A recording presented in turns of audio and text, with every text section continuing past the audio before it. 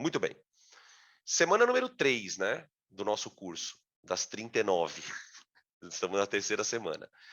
Nessa terceira semana, a gente vai dedicar as 2 aulas, tanto a aula de hoje como a próxima, a desenvolver os modelos atômicos, né. A gente trabalhou na aula passada, basicamente com os modelos de Dalton, Thomson e Rutherford.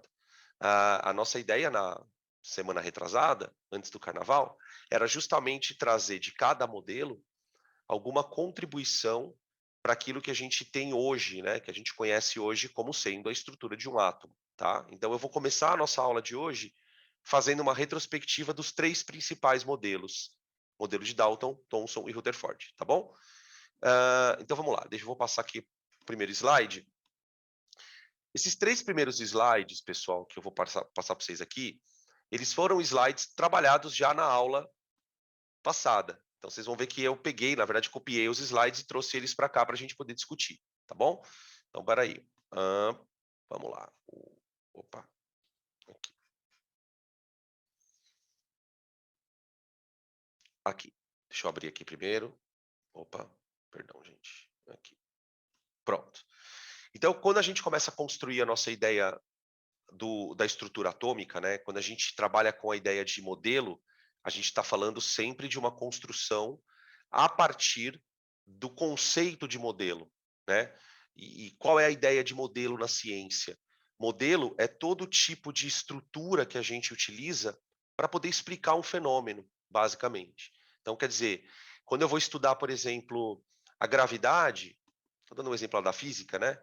A gente usa o modelo de gravitação de Newton. Então a gente entende que a força da gravidade é uma força que puxa os corpos para baixo, que causa nos corpos uma aceleração e assim por diante. Quando eu vou estudar, por exemplo, biologia, quando a gente vai estudar célula, a gente usa o modelo da célula eucarionte e da célula procarionte. Então, toda vez que a gente vai estudar um assunto na ciência, sobretudo nas ciências da natureza, a gente sempre estuda esse assunto a partir de uma explicação, a partir de uma teoria. E, de maneira geral, a gente chama essa teoria de modelo, né? Quando a gente trabalha com modelo atômico, você tem alguns modelos que nos chamam a atenção. No primeiro modelo que a gente trabalhou, né, que a gente conversou na semana passada, que é o modelo de Dalton, a gente discutiu, e aqui vocês têm o slide, tá, de novo, então sintam-se à vontade para parar a aula, perguntar alguma coisa que não tenha ficado clara. Aqui a gente tem 6 postulados, vamos dizer assim, do modelo de Dalton, né? Qual era a concepção para Dalton da estrutura atômica. Como é que era o átomo? A gente vai observar nos postulados e vai perceber que Dalton não fala quase nada da estrutura atômica, né? Para ele, o átomo é uma estrutura maciça, apenas, né? Todas as observações que ele vai fazer, elas vão muito mais no conceito de diferenciar um átomo do outro, né? Então, quando ele fala aqui, por exemplo, ó, deixa eu abrir o slide, o laser, ó. Quando ele fala aqui no item C, ó, átomos de diferentes elementos, né? A gente está falando aí do século XVII, onde o conceito de elemento já era um conceito aceito na química, né? Quer dizer, os químicos já sabiam que os átomos eram diferentes, que existiam átomos de variedades distintas. Então, esses átomos a gente vai chamar de elementos. Quando você especifica um tipo de átomo, você está falando de um elemento. Então, o que Dalton fala sobre os elementos? Olha, átomos de diferentes elementos tem que ter alguma coisa de diferente. E na concepção de Dalton, o que existia de diferente era a massa. Aqui, ó, apresentam massa diferente. Então, o que vai diferenciar, por exemplo, um carbono de um nitrogênio? Para Dalton é a massa. E as propriedades químicas diferentes, né? Então, por exemplo, aquele conceito que a gente estuda, vamos estudar daqui a pouco, né? Que é o conceito de valência de um átomo. O que é a valência de um átomo? É a capacidade que um átomo tem de fazer uma determinada quantidade de ligações. Então, por exemplo, o carbono é tetravalente. O que isso quer dizer na prática? Ele faz 4 ligações. Então, essa característica para o Dalton também é uma característica que diferencia um elemento do outro. Tá? Outra coisa que ele fala, que é significativo para a gente no cálculo estequiométrico, né, são os itens E e F. Então, eu estou destacando aqui, né, no nosso resumo da semana passada, espera aí, aqui. Eu posso destacar o item C, o item E e o item F. São os itens mais relevantes. Então, no item E, ele vai explicar o que é uma reação química. Então, aquelas estruturas que são maciças, que são imutáveis, né, chamada átomos, durante uma reação, essas estruturas, os átomos, se reorganizam. Toda reação consiste basicamente numa reorganização de átomos, né? A gente traz aqui na esteira dessa discussão a ideia de Lavoisier, que fala que na natureza nada se perde, nada se cria, tudo se transforma. Então essa noção de que a matéria ela é conservada, né? Eu gosto até de fazer uma reflexão sobre esse assunto, porque eu acho muito interessante, que é você parar para pensar de um jeito bem louco. Tipo assim, eu, eu, professor, e vocês, alunos, nós somos feitos de átomos, certo? Então, no nosso corpo tem átomo de carbono, tem átomo de nitrogênio, enfim. Vocês já pararam para pensar que esses átomos, em outras épocas, podem ter sido usados para formar uma planta, por exemplo, para formar um outro bicho, um dinossauro, ou um outro bicho pré-histórico, enfim. Quer dizer, a matéria da qual nós somos feitos, ela já foi constituinte, certamente, de alguma outra coisa viva, né? Então, provavelmente alguns átomos do nosso corpo, eles já fizeram parte de outros seres vivos, né? E sempre estiveram aqui na Terra, né? Mesmo antes de não haver vida, muito menos vida inteligente, né? Aqui na Terra, a matéria já estava aqui. Então a matéria, ela é uma coisa aparentemente, né, permanente. Quando a gente fala que ela não pode ser criada nem destruída, é isso que ela sempre existiu. O que nós estamos presenciando aqui na Terra, né? Eu estou falando da Terra porque é onde a gente vive, né, gente? São transformações, tá? Então é basicamente essa ideia que eu acho bem interessante, né, de pensar disso. Mas enfim. E aí ele fala também de que quando os átomos vão se combinar para formar estruturas mais complexas, vamos colocar dessa forma, né, que são as moléculas, por exemplo, essa combinação ela é sempre feita a partir de uma regra.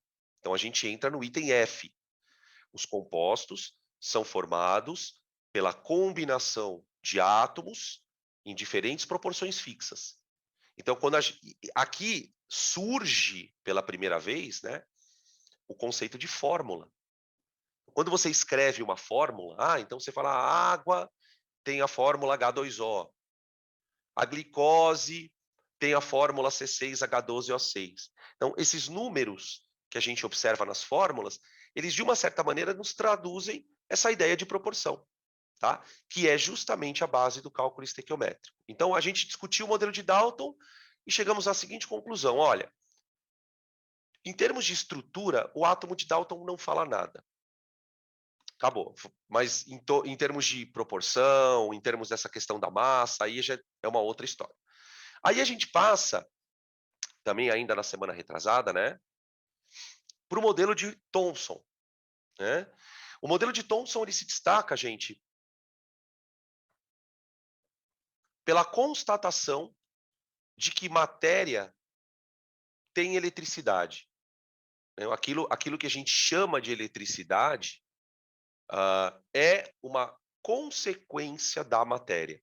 Da mesma forma que matéria tem massa, da mesma forma que matéria ocupa um certo lugar no espaço, em volume, certo? A matéria também tem carga elétrica. Carga. Então, a grande contribuição do modelo de Thomson foi a constatação de que a matéria tem carga elétrica. Qual foi a descoberta significativa do Thomson? A descoberta da carga negativa no átomo, que a gente batizou com o nome de elétron, né? O elétron foi a primeira partícula que nós conseguimos detectar no laboratório que tem carga. Então, o experimento de Thomson, ele ficou muito marcado por duas questões, né? A primeira, o átomo tem carga, ponto. E a segunda, eu descobri uma coisa menor que o átomo, né? Se eu descubro uma partícula que tem carga, eu estou descobrindo um fragmento do átomo. Então, aquela ideia do átomo, né, que é uma estrutura maciça, indivisível, que foi uma ideia trazida dos gregos, ela cai por terra a partir do modelo de Thomson, tá? Claro que para ele poder bolar o modelo dele, ele teve que criar toda uma ideia, porque quando ele descobre a natureza elétrica do átomo, ele descobre a parte negativa. A parte positiva, ela vai ser descoberta alguns anos mais tarde no experimento de Rutherford. Então, o Thomson, perdão, deixa eu voltar um pouco o slide aqui, gente. Oh, Deus, espera aí. Calma aí. Aqui, ó. Espera aí, onde que tá? Aqui, ó. Essa foto aqui, ó, que a gente mostrou na aula passada também, ó. Essa ideia do átomo maciço, ela ainda continua no modelo de Thomson. O Thomson, pro Thomson, o átomo é maciço. Porém, esse maciço já não é mais indivisível. Por quê? Na medida em que ele descobre uma coisa negativa, ele está descobrindo um fragmento do átomo, né? Qual foi a estratégia do Thomson para poder, vamos dizer assim, explicar a existência do elétron? Ele falou: olha, o elétron é negativo. Porém, esse elétron estaria preso ou incrustado, vamos colocar dessa forma, numa outra região positiva, que seria uma massa positiva. Então a gente usa aquela velha analogia do pudim, né? Do pudim de passas, que na minha cabeça parece mais um cookie, né? Do que um pudim. Mas enfim, tá? Então o que você precisa guardar de Thomson? A descoberta da natureza elétrica da matéria. Então falou em natureza elétrica da matéria, pode procurar a resposta lá, modelo de Thomson, tá? O experimento de Thomson, que utilizava esse dispositivo, que a gente discutiu. Nos exercícios a gente volta a falar mais sobre isso, tá? Senão fica muito prolixo a coisa, tá? A gente explicou, a partir dessas duas imagens, como é que ele descobriu que o elétron tem carga e como é que ele descobriu que o elétron tem massa, tá? Então, para quem eventualmente não viu a primeira aula desse assunto, dá uma voltada lá antes de fazer exercício, dá uma olhada, porque tem alguns pontos bem interessantes desse assunto na primeira aula, tá? Beleza? E aí a gente vai para o terceiro modelo, né, da aula da semana passada. Deixa eu voltar para cá. Aqui. Aqui. Para o terceiro modelo, que é o modelo de Rutherford. Para o modelo de Rutherford, gente, a grande novidade que ele traz é o conceito de que o átomo não é maciço. Isso é um conceito bem diferente para a época, tá? O modelo, só para a gente encaixar em termos cronológicos, né, o que eu estou falando, o modelo de Thomson, ele data de 1899, ele é a virada do século XIX para o século XX, tá? Nessa época, virada do 19 para o 20, a física, de maneira geral, estava passando por uma série de transformações. Depois a gente vai comentar sobre isso. Então, muitas coisas estavam sendo descobertas ao mesmo tempo, né? Eu citei para vocês na aula passada, eu vou retomar essa citação, que o elétron foi descoberto em 1899. 1900, tá? Em 1905, o Einstein começa a escrever a teoria da relatividade. Então, quer dizer, ao mesmo tempo a gente estava descobrindo o elétron e já estava falando de dilatação do tempo. Então, essa época, né, vamos colocar assim, a última década do século XIX e as duas primeiras décadas do século XX foram décadas assim extremamente significativas para a física. Muita coisa do que a gente estuda hoje foi descoberta naquela época, tá? A gente vai voltar a falar sobre isso. Então, quais são os pontos importantes de Rutherford? Primeiro, o átomo é oco. Ele não é mais maciço. Segunda coisa importante, o átomo tem sim uma estrutura positiva. Ao contrário do que o Thomson falava, né, que a carga positiva estaria numa massa distribuída, não. O Rutherford vai numa outra linha. Ele vai dizer, olha, aquela carga positiva, ela está concentrada numa região extremamente pequenininha, que é o que a gente vai chamar, né, a posteriori ali, de núcleo. Então, aqui a gente traz, vamos dizer assim, a cereja do bolo para o nosso átomo, né? Que é a ideia de que o átomo tem uma região central, positiva, e aquelas partículas que o Thomson descobriu, os elétrons, estariam orbitando ao redor dessa estrutura, que é o que a gente vai chamar, né, agora de eletrosfera. Tá? Aí a gente discutiu um monte de outras coisas também na aula, né? Falamos sobre íons, isótopos, isótonos e por aí afora, tá? Tudo bem até aqui? Eu queria mostrar para vocês uma coisinha. Deixa eu fazer uma coisa aqui bem rápida. Espera aí. Aqui. Olha só, gente, eu sempre que possível, eu gosto de mostrar para vocês algumas coisas de maneira animada, né? Porque uma das coisas que atrapalha muito a compreensão da gente, principalmente na química, e algumas áreas da física também, é a dificuldade de materializar aquilo numa forma mental, né? De criar uma imagem mental daquilo. Então aqui tem um simuladorzinho que quem já foi meu aluno sabe que eu uso sempre que possível. É um, Depois se vocês quiserem procurar na internet, tá aqui, ó, aqui embaixo, ó, PHET, é uma faculdade lá do Colorado, Estados Unidos, que tem um centro de pesquisa didática. É uma parte da faculdade que cria simuladores, programinhas para ajudar o professor a explicar conteúdos na aula. Então, para quem gosta de física e de química, procura lá PHET, você vai entrar no site, vai acessar os simuladores, tá? Vocês vão ver que durante o ano eu vou fazer várias simulaçõezinhas aqui. Esse simuladorzinho, ele é bem simples, porque ele mostra de maneira microscópica o experimento de Rutherford. Né? Para quem não lembra da semana retrasada, ou para quem não estava na aula, como é que funcionava de maneira geral o experimento de Rutherford? Ele construiu um aparelho basicamente assim, ó. Aqui você tem um material radioativo, ó, que ele chama de partícula alfa, tá? Esse material ele vai lançar as partículas alfa por meio de um orifício, tá vendo aqui um orifício? E aqui atrás vocês vão imaginar que você tem uma placa feita de um material qualquer. No caso do Rutherford, ele usou ouro no experimento dele, né? E aí, aqui no nosso simulador, eu posso escolher que átomo eu quero. Ó, por exemplo, aqui eu quero um átomo de número atômico 79, ó, e número de nêutrons 118. Eu posso mudar aqui o núcleo do meu átomo. Ó. Eu posso ter mais ou menos prótons. Tá? Depois a gente discute qual vai ser a diferença. Tá? E aqui eu vou, bem rapidamente, deixa eu colocar aqui, partícula alfa com bastante energia. Tá aqui, ó. Vamos lá, abrir. Aqui, bom. Ó. Isso aqui era basicamente o que o experimento de Rutherford mostrava. Tá? Essas partículas roxinhas que vocês estão vendo aí são as partículas alfa. Tá? Esses pontinhos aqui ó, no centro ó, representariam o núcleo do átomo. Tá? E essas linhas tracejadas aqui representariam, de maneira genérica, as órbitas dos elétrons.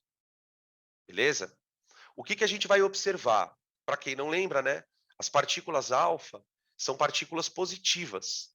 São partículas radioativas. Essas partículas eram originadas de um elemento radioativo, que era o polônio, né? E aí essas partículas eram arremessadas nessa folha de metal, no caso ele usou ouro, né? E o que o Rutherford percebeu é que a maioria das partículas atravessava a lâmina. Era uma lâmina bem fininha, do mais fina que a época era possível produzir, tá? E aqui a gente observa três padrões, né? O que a gente vai observar aqui, ó? Você vai observar que tem algumas partículas alfa que atravessam a lâmina sem nenhum desvio, ó. Conseguem ver? Ó, elas vão passando reto. Tem algumas partículas, essa maioria, né? A maioria só passa como se nada tivesse acontecido. Algumas dessas partículas desviam ao passarem próximas ao núcleo. Olha lá. Você vai vendo as partículazinhas. E se você prestar atenção, de vez em quando você vê uma partícula bater e voltar. Ó, acabou de aparecer uma ali. Não sei se vocês chegaram a ver. Ó, vamos ver de novo. Vamos esperar aqui que aparece. Você vai percebendo o quão raro é uma partícula bater e voltar. Tá vendo? Ó? De vez em quando uma bate e volta. Ixi, nós vamos ficar aqui até amanhã esperando. Tá? Por que esse experimento foi importante, né? Porque ele consegue, de maneira bastante simples, provar que o átomo tem uma enorme região vazia. Então, aquilo que a gente observa, né, macroscopicamente falando, como sendo uma coisa maciça, então, por exemplo, quando você olha para um objeto qualquer, você está segurando o controle do ar-condicionado, você tem a sensação de que isso aqui é uma coisa maciça, né? Agora, imaginamos que na estrutura desse corpo, você tem muito espaço vazio, mas muito espaço vazio. Muito mais espaço vazio do que espaço não vazio, tá? Então, ele cunha, a partir daqui, a frase: a matéria é um grande vazio. A matéria, aquilo que a gente observa, e não importa aí o estado físico, tá? Vamos pensar no caso do sólido, a matéria é, na verdade, um grande vazio. Tudo bem? Beleza. Se eu mudar o número atômico, vamos tentar mudar o número atômico para ver o que acontece? Ó, eu aumentei o número de prótons. Você vê que aparentemente nada muito significativo acontece. Talvez algumas partículas comecem a desviar mais. O desvio aumenta, né? Quando eu aumento esse número aqui, ó, você está aumentando a carga do núcleo, né? Vamos lembrar que os prótons, eles têm carga positiva. Então, por exemplo, vamos pegar um átomo que tenha poucos prótons. Ó, um átomo que tem 20 prótons.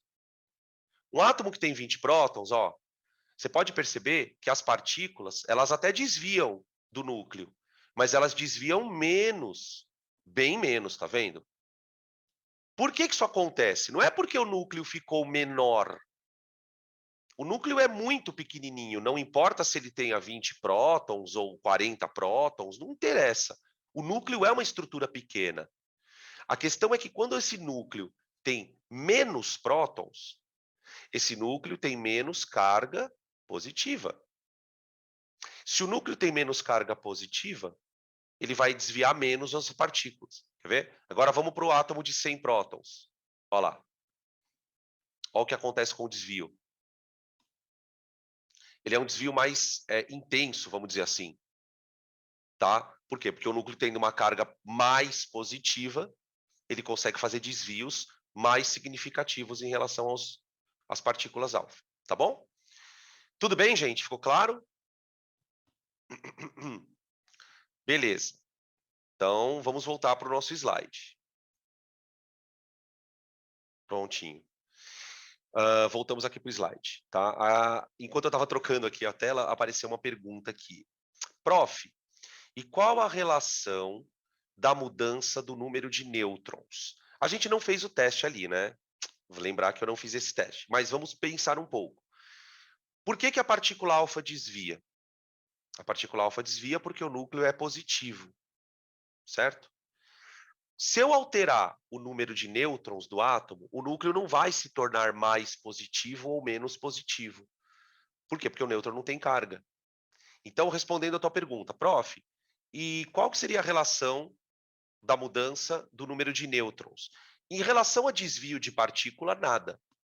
O fato do átomo ter mais nêutron ou menos nêutron não vai tornar ele mais repulsivo, digamos assim, em relação às partículas alfa, tá? É claro que tem outras questões aqui que a gente não está abordando, que eu até já citei para vocês na semana retrasada. Os nêutrons, eles dão para o núcleo uma certa estabilidade. E aí, dependendo da quantidade de nêutrons que o átomo vai ter, ele pode ter um núcleo mais estável ou menos estável, né? No limite, quando o átomo tem muito nêutron, o núcleo pode se tornar autodestrutivo, que é o que a gente, que é o que a gente vai chamar de maneira muito simplificada, né, de radioatividade, né? A radioatividade, ela é um evento que acontece em alguns átomos onde o núcleo literalmente se espatifa, ele se autodestrói por conta dessa instabilidade que depois a gente discute ali, tá? Deixa eu ver que tem outra aqui. Qual seria a relação de haver espaços vazios e esse experimento? Ora, se o átomo tem espaço vazio, o que a gente espera, que foi o que o Rutherford conseguiu provar? Que a radiação atravessa o material. né? Quanto mais espaço vazio tem no átomo, mais radiação vai atravessar o material. Então, por exemplo, né, só para a gente entender isso melhor.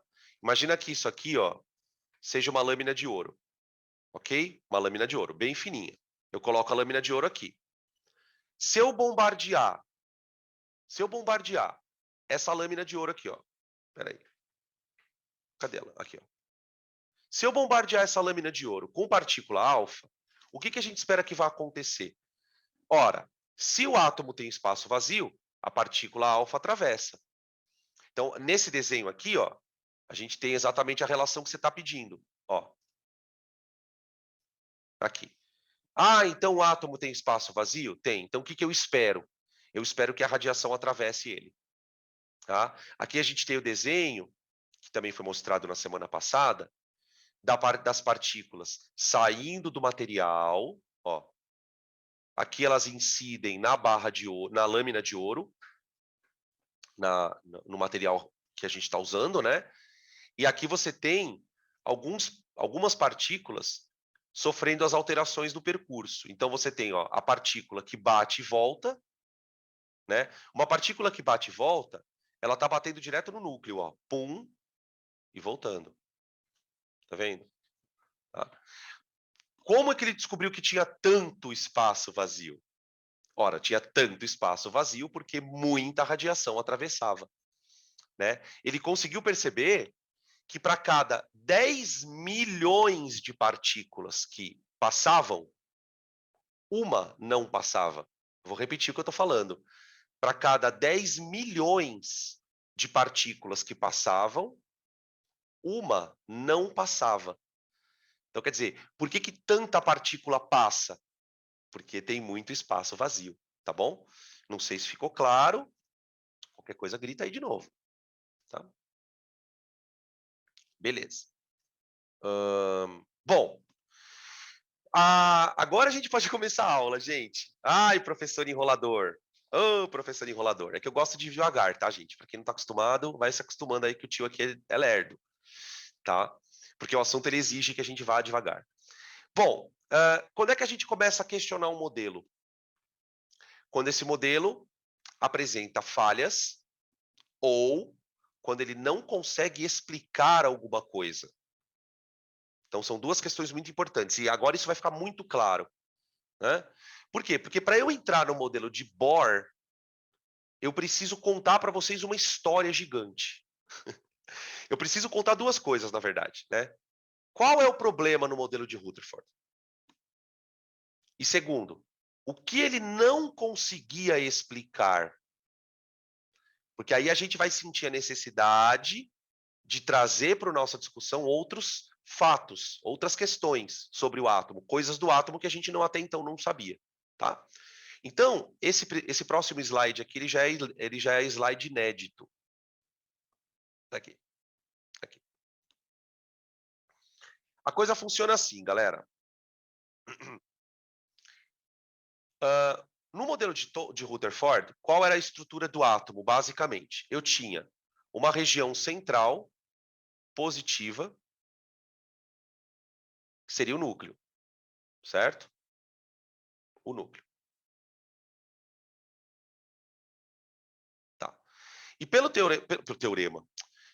modelo de Rutherford, o elétron ele deveria orbitar ao redor do núcleo, seguindo as leis da física. Seguindo as leis da física. Como assim as leis da física, professor? Um corpo orbita em torno do outro. Então você teria aqui uma força centrípeta. Essa força centrípeta faz o corpo orbitar e assim ele vai orbitando. Ele vai girando. Essa força centrípeta, ela deveria existir por quê? Porque o elétron tem carga negativa, então ele é atraído pelo núcleo, tá? Aqui seria uma força elétrica, tá? Eu estou colocando aqui ação e reação, né? Então, o elétron é atraído pelo núcleo, mas o núcleo é atraído pelo elétron também, tá? Muito bem. Pelas leis da física, para que isso aconteça, o elétron precisa girar numa velocidade determinada, tá? Então existe aqui o que a gente vai chamar de velocidade orbital. Orbital.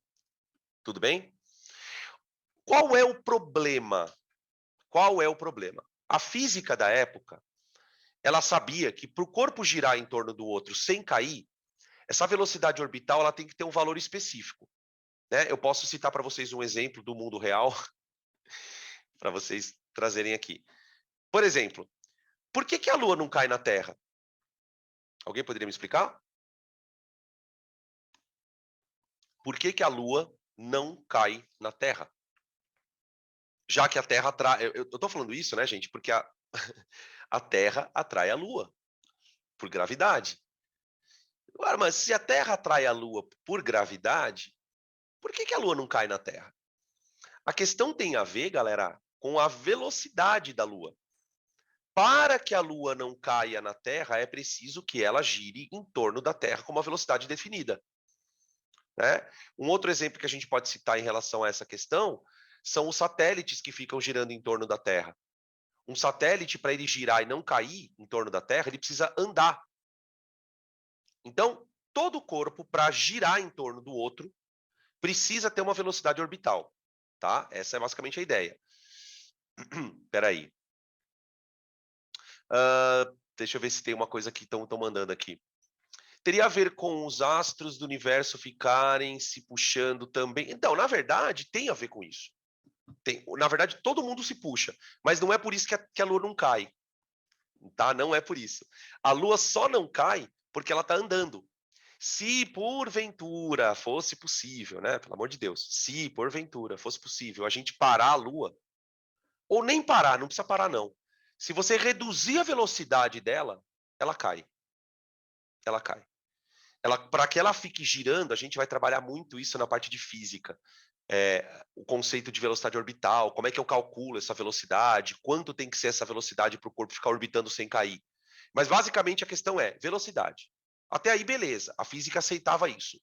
Só que, quando o Rutherford apresenta o modelo, aí os físicos falam: opa, espera um pouquinho. Por quê? O que os caras já tinham descoberto em meados do século XX, já no começo do século XX? Conforme o elétron gira em torno do núcleo, o elétron é uma carga, não é mesmo? Tudo bem? O que a física já sabia? Que quando uma carga é posta para andar, ela perde energia. Toda vez que você acelera um elétron, acelera um próton, ele perde energia. E qual é o problema do elétron perder energia? Se ele perde energia, ele perde velocidade. Se ele perde velocidade, ele deve cair no núcleo. E esse era o grande problema do modelo. Olha o que eu escrevi aqui, ó. O modelo não era capaz de elucidar uma questão importante. Como os elétrons, dotados de carga negativa, podiam movimentar-se em torno do núcleo sem perder energia e colidir com ele? Isso era inconcebível para a época. Tá? Pelas teorias de física newtoniana, tá? Eu estou falando da física de Newton, que era a física aceita na época. Isso deveria acontecer. O elétron deveria girar, ok, mas esse giro vai causar no elétron uma perda de energia. Ah, professor, mas por que isso acontece? Aí é um outro pormenor que eu não vou entrar nesse detalhe, tá? Você precisa acreditar em mim para você entender isso. Olha, o elétron, quando é acelerado, ele perde energia, tá? E muito dessa energia ele perde na forma de luz, inclusive, tá? Então, qual era a lacuna? Qual era a lacuna? Eu não consegui explicar isso, tá? Então, o modelo espiralado, né, aquela ideia de que o elétron faria isso, ó, ele vem e vai fazendo isso, ó, round, round, round, round. O modelo eu não consegui explicar, tá?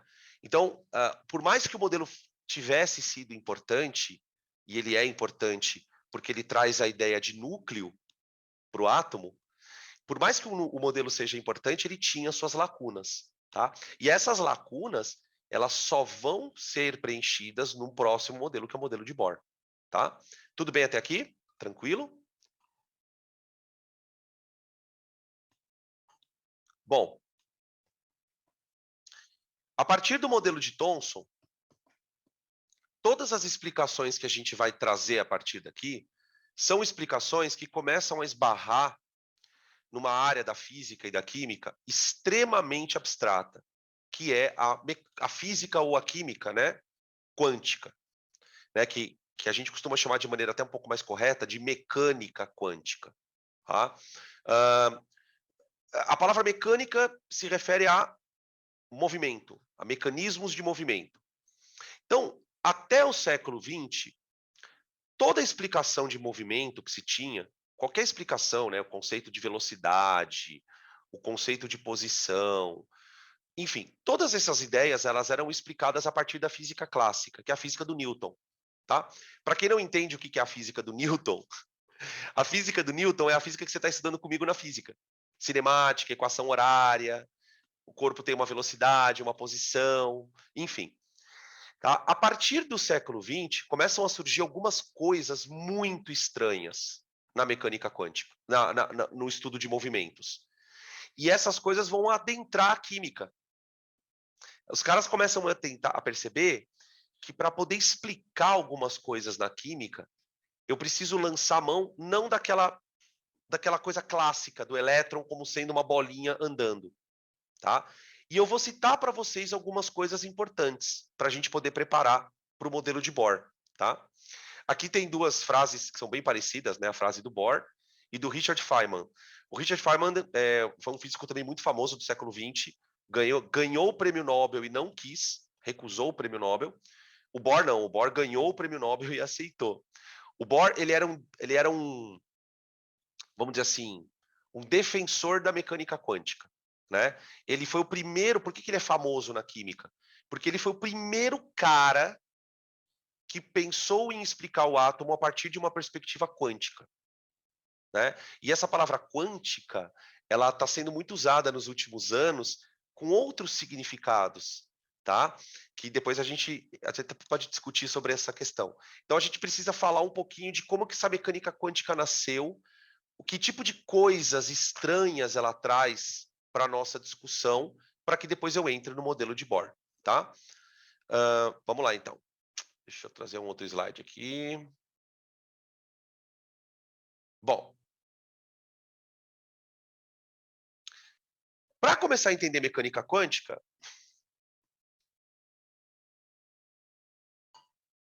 por incrível que pareça, a gente precisa falar de luz.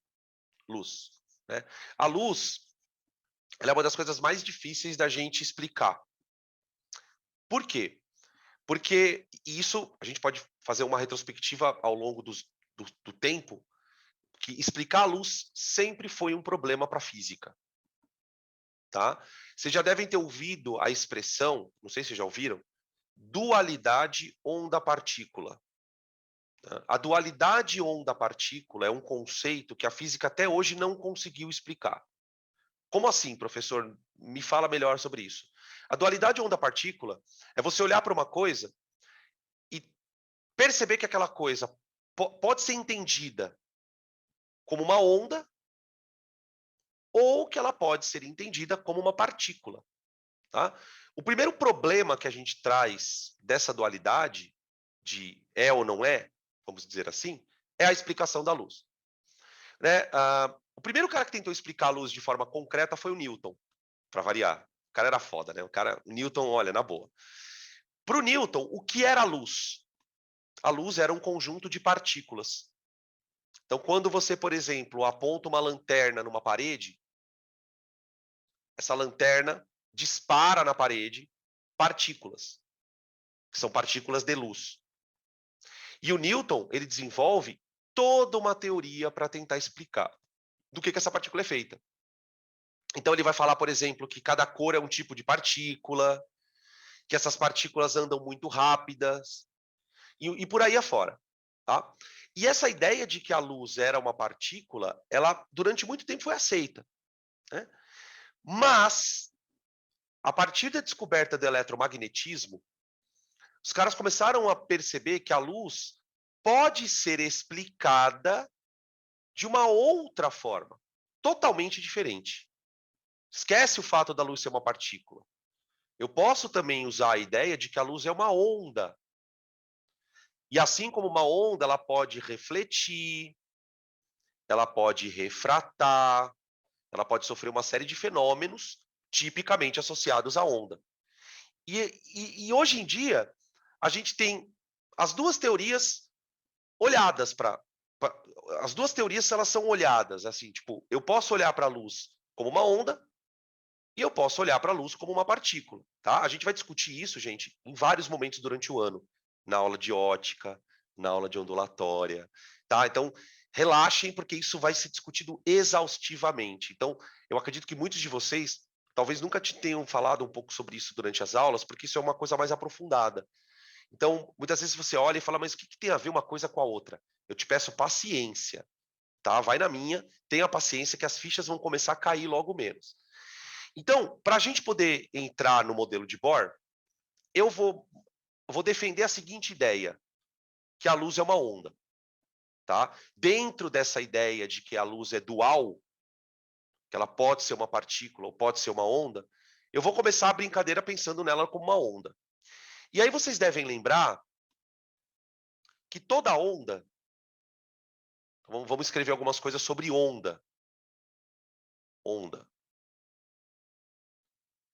Como é que a gente pode definir onda de uma maneira sucinta? A onda é uma perturbação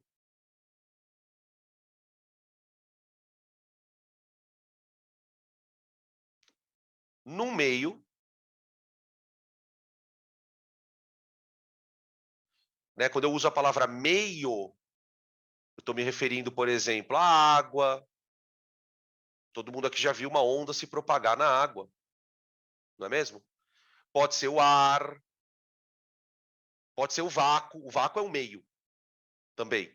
Então, a onda, o que é uma onda? É uma perturbação no meio. Tá, mas como assim uma perturbação? O que está perturbando o meio? É aí que está a mágica da história. A onda é uma perturbação no meio associada à propagação de energia.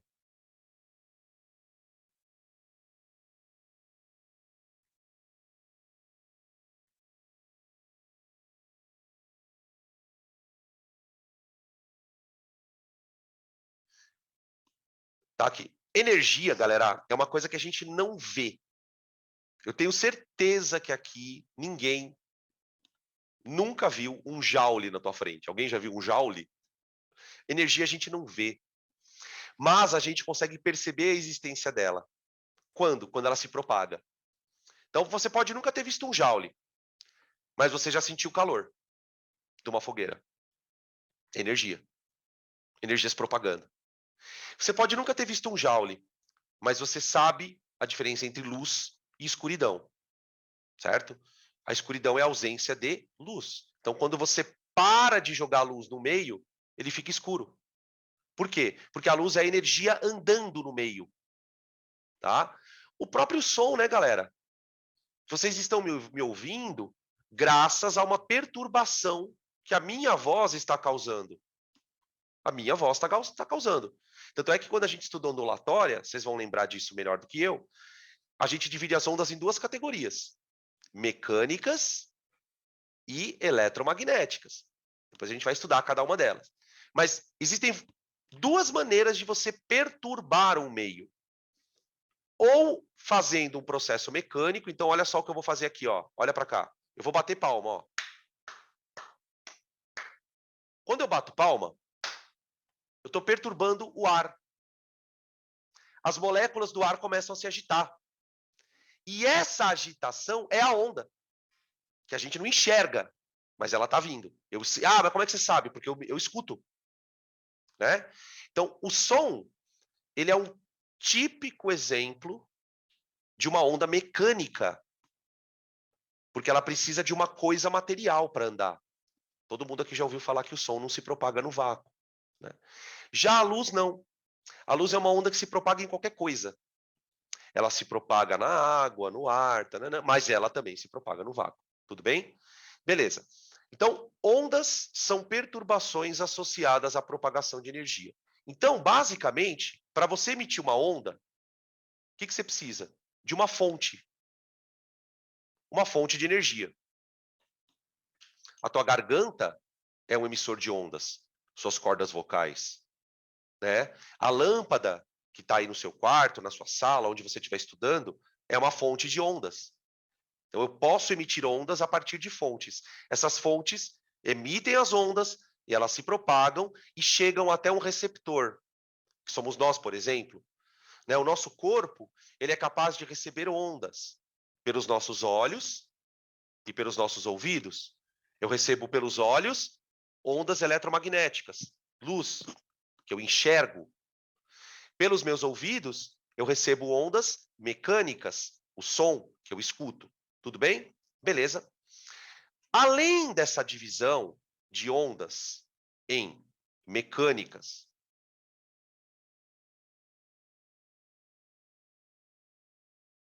e eletromagnéticas, vocês perceberam que a aula de física, a aula de química meio que deu uma parada, né? Vocês já viram isso, né? Mas relaxa, vocês vão entender onde eu tô querendo chegar. Além dessa divisão de onda mecânica e eletromagnética, a gente vai observar que as ondas têm, como é que eu posso dizer? Cada onda tem uma impressão digital. Como assim uma impressão? Ela tem uma. A gente pode classificar as ondas em tipos, né? Por exemplo, no caso da luz, a gente classifica os tipos de onda de acordo com a cor. Com a cor. Então, aquilo que você chama de luz azul, aquilo que você chama de luz amarela, aquilo que você chama de luz vermelha, na verdade são tipos de ondas, tá? Tipos de ondas eletromagnéticas. Aqui nessa tabela, antes da gente olhar para os valores, eu quero só que vocês olhem para a tabela meio que de maneira geral. Todas essas coisas que vocês estão vendo aqui, ó, são tipos de ondas eletromagnéticas. Tá? Então vamos citar algumas famosas. A gente tem as ondas AM e FM, que são ondas chamadas de rádio, tá? Você tem as ondas chamadas de micro-ondas, que a gente usa, por exemplo, para aquecer alimentos, tá? À base de água, né, no caso. Você tem as ondas chamadas de infravermelhas, as ondas de infravermelho, tá? As ondas de infravermelho são ondas que nenhuma dessas ondas que vocês estão vendo aqui, ó, a gente consegue enxergar. Eu não enxergo micro-ondas, eu não enxergo onda de rádio e eu não enxergo infravermelho, tá? Aí aqui você está vendo umas linhas parecendo um arco-íris, tá vendo? Aqui você tem um conjunto de ondas que nós enxergamos, que é o que os cursinhos, os materiais chamam de espectro visível. Vocês sabem o que significa espectro? Alguém sabe o que significa a palavra espectro? De maneira geral, a palavra espectro quer dizer faixa. É um espectro, dentro de um espectro, dentro de uma faixa. Então, o nosso universo, galera, ele é bombardeado por ondas. Por ondas. Se a gente conseguisse enxergar todas essas ondas, o nosso mundo ia ser muito mais colorido do que ele já é. A verdade é essa. Né? A gente consegue, dentro dessas ondas, aí tem aqui, ó, as ondas ultravioleta, que são ondas bem perigosas para a nossa saúde, por exemplo, por causa do câncer. Né? As ondas de raio-x, que também são perigosas. E nós temos ondas mais perigosas ainda que são as ondas de raios gama. Tá? As ondas de raio gama, elas são emitidas, por exemplo, quando ocorre uma explosão nuclear, em um artefato nuclear, então, por exemplo, uma bomba atômica ou uma usina que explode, como o acidente em Chernobyl, né, em 1985, né? Ficar atento aí para esse ano por conta da guerra da Ucrânia com a Rússia, porque assim, o Enem em particular, ele não é um vestibular muito temático, né? Eu costumo dizer assim, não é porque caiu um avião que vai ter uma questão de avião. No Enem não é assim. Mas você tem vestibulares que são temáticos. Então pode ser que alguma questão de vestibular utilize o conflito Rússia-Ucrânia para falar de radioatividade, né, para falar desse tipo de situação, enfim. Mas voltando. Então, o que essas ondas têm de diferente? Né? O que elas têm de diferente? Por que eu enxergo umas e outras não? Então, agora a gente entra na seguinte parte. Quais são os elementos de uma onda? Então, vamos escrever aqui, ó. Elementos de uma onda.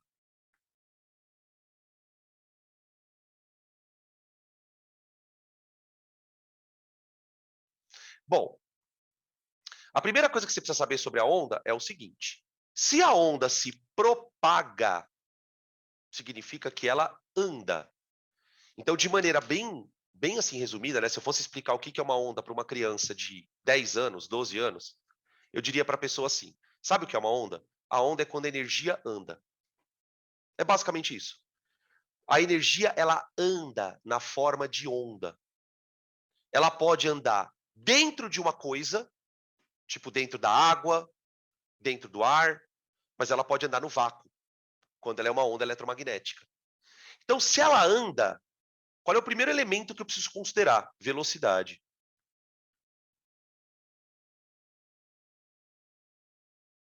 Velocidade. E aí, galera, o que você precisa saber sobre a velocidade de uma onda? Espera aí. A velocidade, ela vai depender basicamente do quê? Do meio. Depende do meio.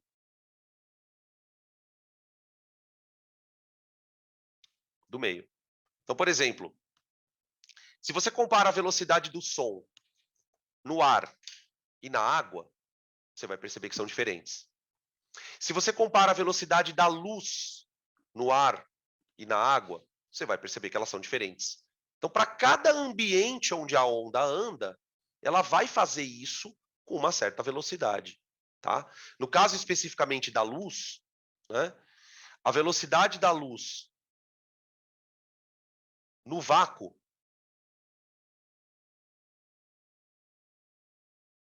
é de 3 vezes 10 elevado à oitava metros por segundo. Essa é a velocidade da luz no vácuo. Tá? O vácuo, em se tratando da luz, né, está falando, o vácuo é o ambiente onde a luz anda mais rápido. Se você comparar a velocidade da luz no vácuo com qualquer outro meio, você vai perceber que a velocidade da luz nesse outro meio, ela vai ser menor. Tá? A gente vai discutir bastante isso na aula de ótica também. Tá? E tem outras duas coisas que eu preciso que vocês lembrem sobre os elementos da onda. O conceito de comprimento de onda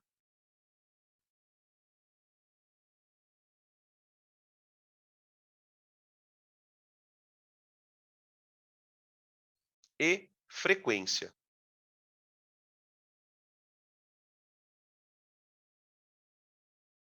Comprimento de onda e frequência, tá? Para eu ilustrar isso, eu vou mudar de tela de novo. Então, se vocês quiserem tirar print aqui, fiquem à vontade, porque eu vou mudar de tela e vou lá para o simulador de novo, tá?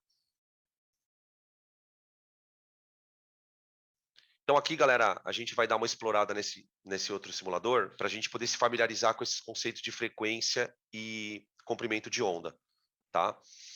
Vamos começar com uma onda mecânica, que eu acho mais fácil. Vamos pegar aqui a água. Então, olha só. Aqui eu tenho uma torneira. Aqui uma torneira, tá? A torneira é minha fonte de onda. Então, como é que essa torneira vai produzir ondas? Ela vai gotejar água nesse tanque, tá bom? E ela vai gotejar água com uma frequência, ó, tá? Assim, como a gente não está numa aula de física, eu não vou ficar definindo frequência aqui, porque é encheção de saco, mas o que você deve entender como frequência? A quantidade de gotas que cai na água por segundo. Pam, pam, pam, pam, pam. Então eu posso aumentar a frequência ou diminuir a frequência, tá bom? Amplitude. De maneira muito simplificada, o que é a amplitude de uma onda? É a altura dela, tá? A amplitude ela é muito importante na física, porque ela vai nos dar uma ideia de quanta energia tem na onda. né? Tenta imaginar você na praia.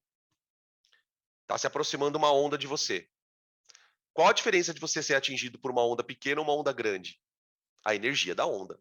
Se a onda é grande, ela vem com muita energia. Se a onda é menorzinha, aquela marolinha, ela vem com menos energia. Então a gente estuda uma onda a partir dessas duas características, né? A frequência e a amplitude, tá? Vamos botar ela para rodar aqui. Espera aí. Pronto. Tá aqui. Beleza? Não sei se vocês conseguem. Claro que vocês conseguem ver, né? Aqui eu tenho manchas mais claras, ó, e manchas escuras, tá? Mancha clara e mancha escura, tá? Essa visão que você está observando aqui, ela é uma visão superior, né? Ó, tá aqui, ó. Beleza? Agora eu vou colocar aqui na minha opçãozinha a visão lateral da onda. Ó, ó. Tá vendo? Aqui nós temos então a nossa onda. Deixa eu colocar aqui um gráfico que fica mais interessante, ó. Ó. Então, isso aqui é uma oscilação, tá vendo? Agora presta atenção o que acontece com a onda se eu aumento a frequência.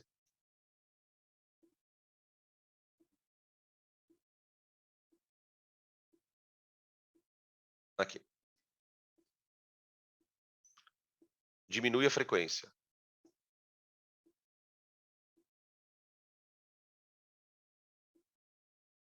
Tudo bem? Agora, olha que interessante isso, galera. Presta atenção aqui. Quando você está com a frequência baixa, como nesse desenho, como vocês estão vendo aqui, ó, você percebeu que a onda ela está mais esticada lateralmente? Digamos assim, ela está maior a onda? Não mais alta, tá? Cuidado, eu não estou falando que a onda está mais alta.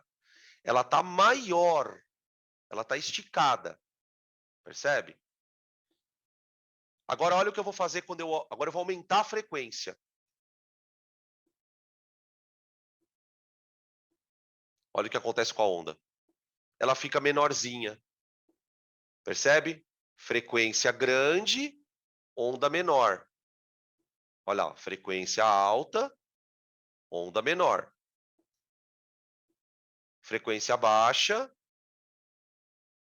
onda maior. Tudo bem? Ah, Danilo, mas aí você está falando de uma onda de água. Como é que funciona isso para a luz? Como é que funciona isso para a luz? Vamos fazer para a luz.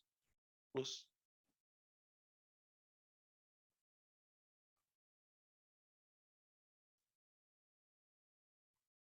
Espera aí.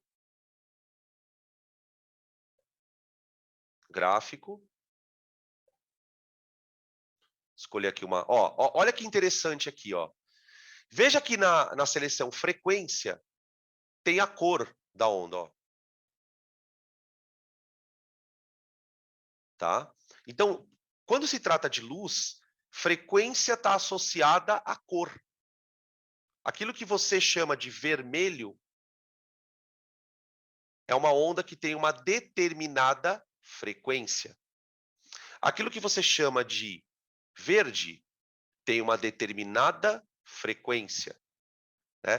E se você observar bem aqui nessa paleta de cor, ó, você tem as 7 cores do arco-íris: vermelho, laranja, amarelo, verde, azul, anil e violeta.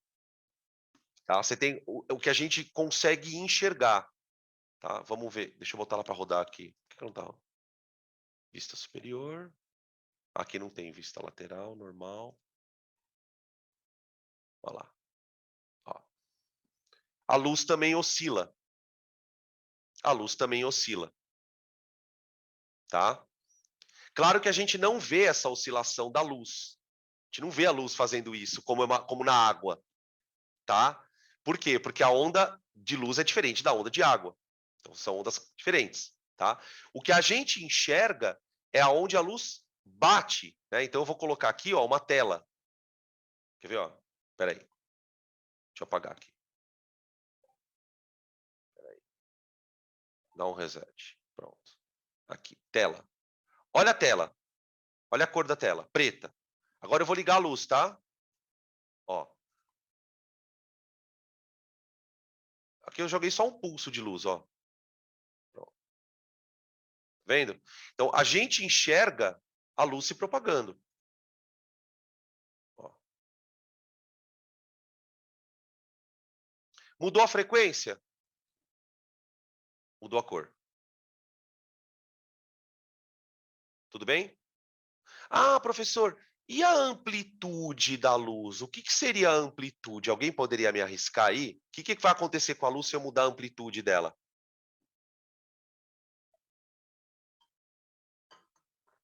Vou botar um gráfico aqui que eu acho que é mais fácil. Ó. O que deve acontecer com a luz se eu mexer na amplitude?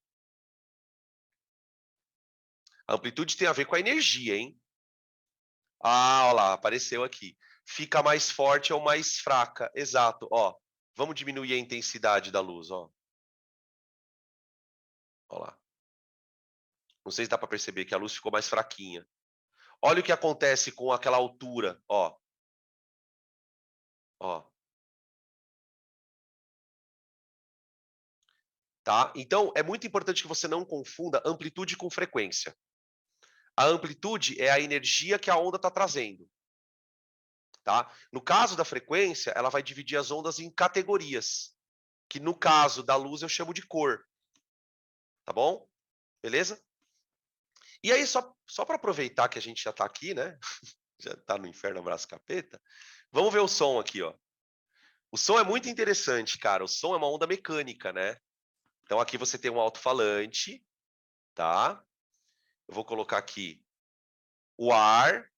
Aqui são partículas de ar, tá vendo? Tem algumas partículazinhas que estão destacadas em vermelho, tá? Para que você concentre a atenção nelas, para você perceber o que acontece quando o som se propaga. Então o som, ele é uma onda um pouco diferente, porque ele precisa de um ambiente físico para se propagar, né? Quando a gente fala que o som não se propaga no vácuo, é isso que a gente está querendo dizer. Ele precisa de um ambiente físico para se propagar.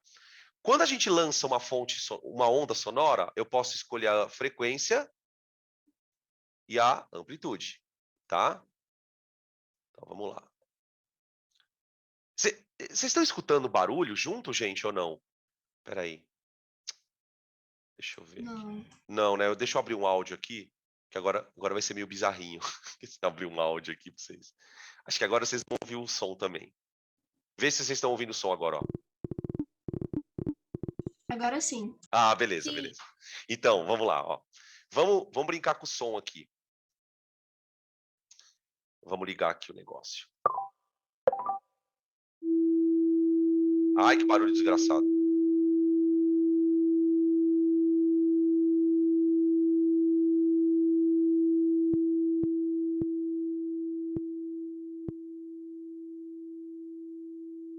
Sabe quando você fala assim, abaixa o som? Então, abaixa o som significa diminui a amplitude da onda. Ó.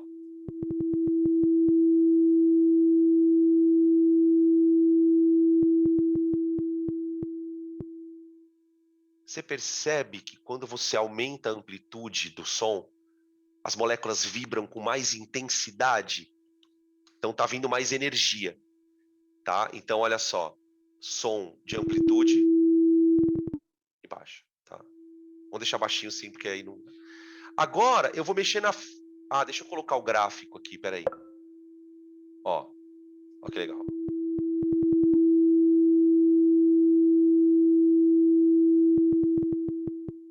Chega, professor, senão meu ouvido vai embora. Agora eu vou mexer na frequência do som. Olha que legal, gente.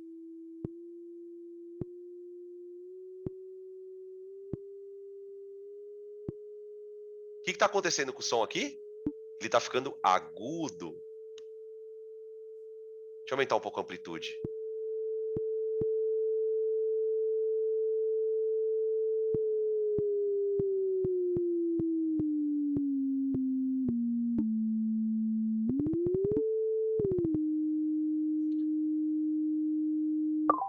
Sacaram a ideia? Então, a amplitude é aquilo que dá força para o som. No caso da luz, é aquilo que dá intensidade da luz. A frequência é aquilo que dá o tom do som. Um tom mais grave é um tom de frequência baixa. Geralmente as vozes masculinas estão associadas a frequências mais baixas. As vozes femininas, que são mais agudas, são geralmente associadas então a frequências altas. Então assim, é muito louco porque a onda, ela tem uma cara, né? Ela tem uma cara, um jeito. E esse jeito, ele está sobretudo associado à frequência. Tudo bem até aqui? Beleza?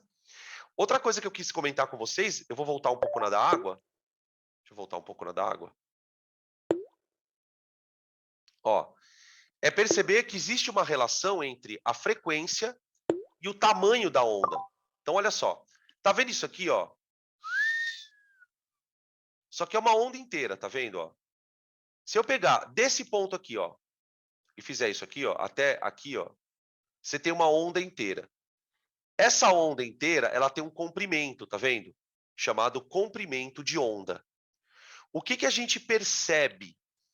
Que quanto maior a frequência, vamos abrir aqui, ó, menor é o tamanho da onda, ó.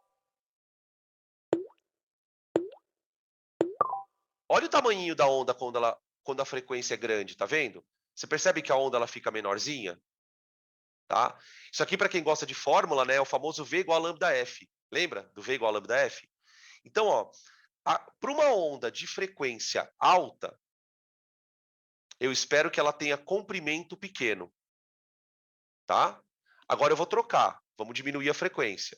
Ó.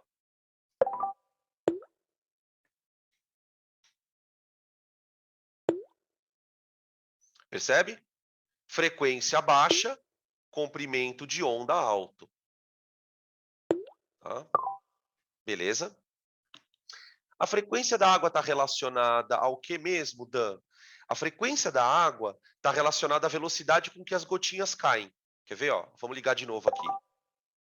Presta atenção aqui, ó. Eu vou aumentar a frequência, ó. Você vai ver que vai cair mais gotinhas. As gotinhas vão cair mais rápido, ó. Tá? Agora eu vou diminuir a frequência.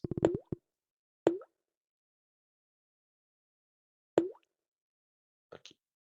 Beleza? Tudo bem, galera? Deu para ter mais ou menos uma noção de como funciona a questão da ondulatória? Isso aqui foi quase uma aula de ondulatória já, né? Bom que quando vier o assunto mesmo, a gente já vai estar bem espertinho. Então, espera aí que eu vou trocar, vou voltar lá para o nosso slide, tá? Just a minute. Espera aí. Espera aí. Deixa eu abrir aqui.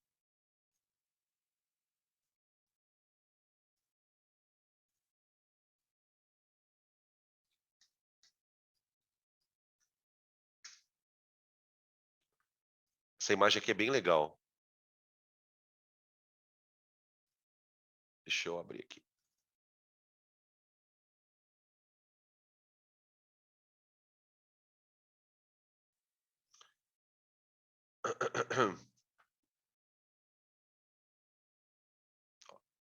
Professor, Pode falar. tem a ver com a internet de fibra ótica? Não. Não, porque na fibra ótica, o que que acontece? A luz ela vai se propagando dentro da fibra e ela não sai dali. No caso da fibra ótica, eu transformo a mensagem num pulso de luz. E aí esse pulso de luz ele vai caminhando dentro da fibra. Tem a ver com o processo de reflexão, mas no caso da fibra ótica, eu não quero que a luz saia da fibra. Porque se a luz sai da fibra, eu perco a informação, tá? É basicamente essa a diferença. A gente também vai falar de fibra ótica na aula de refração. Essa aula é muito louca. Deixa eu voltar aqui um pouquinho. Espera aí.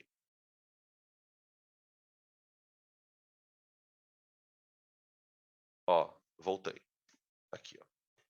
Aqui você tem 4 espectros. Deixa eu dar um zoom. Eu não sei se vocês estão vendo. Vocês devem estar vendo uma tela de internet. Aqui, aqui, ó. Aqui você tem 4 espectros. O espectro do hidrogênio, o espectro do hélio, o espectro do neônio e o espectro do mercúrio, tá? Isso aqui são as cores que aquele elemento emite na forma de luz, tá? Beleza? O que a gente vai perceber? Que cada elemento químico tem um comportamento diferente. O hidrogênio tem menos luzes. O termo que a gente usa aqui nos exercícios, tá, galera? É banda. Cada faixinha dessa é uma banda. Então você tem uma banda aqui, ó, outra banda, outra banda, outra banda. E o fato é o seguinte, galera, assim, para resumir a história, porque eu já falei muita coisa até, ninguém sabia explicar por que isso acontecia. Ninguém, tá? Vocês já devem ter visto, não sei se vocês conseguem ver essa figura aqui, ó. Conseguem ver aqui umas chamas coloridas? Só que é o que acontece, por exemplo, quando você aquece um elemento químico. Ó, tá vendo aqui uma chama vermelha? Vendo? Essa chama vermelha aqui é o estrôncio, quando é aquecido. Então ele emite uma luz vermelha. Aqui eu tenho sódio, quando aquecido, uma chama meio alaranjada. E aqui eu tenho cobre aquecido, uma chama meio esverdeada.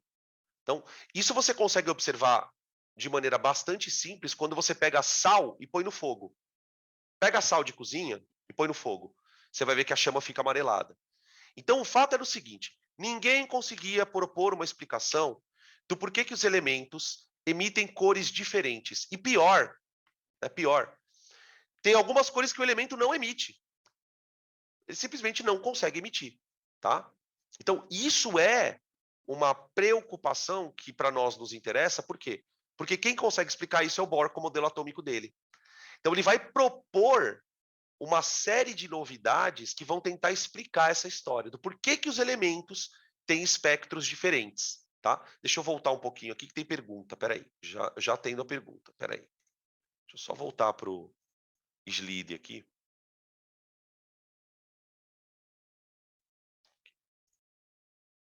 Pronto, voltei. Como explicar os espectros atômicos de Robert Bunsen e Gustav Kirchhoff? Ou seja, deixa eu só colocar aqui uma frase importante. Espectro descontínuo.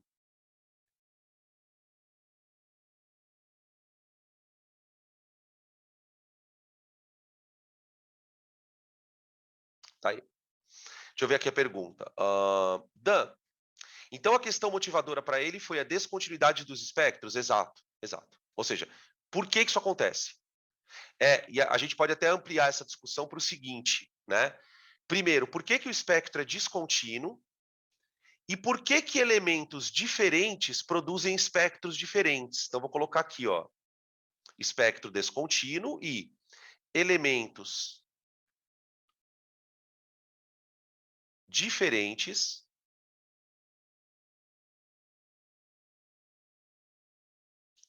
possuem espectros distintos.